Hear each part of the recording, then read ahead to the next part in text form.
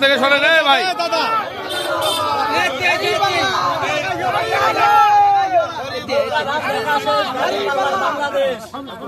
আগামী জাতীয় ত্রয়োদশ জাতীয় সংসদ নির্বাচন উপলক্ষে আমি বিভিন্ন জায়গায় গণসংযোগের মাধ্যমে আলহামদুলিল্লাহ খুব সাড়া পাচ্ছি এবং যেখানে যাই মানুষ একটা পরিবর্তন চায়।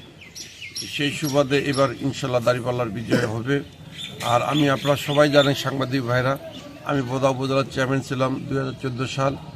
তখনই আমি প্রতিশ্রুতি দিয়েছি যে আমি যদি আল্লাহ কবুল করে আমাকে, আমি যা কিছু পাবো সব বিলে দিব। সেই সুবাদে এবারও যদি আল্লাহ আমাকে এমপি করায়, আমি যা কিছু সরকারি ভাতা টিএডি যা কিছু মানে সরকার থেকে পাবো সেটা আমি অসহায় গরিব মানুষের মাঝে মসজিদ মন্দিরে বিলে দিব। আর বিশেষ করে এটুকু বলি, প্রশাসনের দিক থেকে এ যাবৎ আমার মনে হয় নিরপেক্ষতা আমি পাচ্ছি এবং ওই ধরনের টুকটাক একটা নির্বাচন করলে একটা প্রবলেম হতে পারে, সেটা ধরার মধ্যে না এ যাবৎ পর্যন্ত।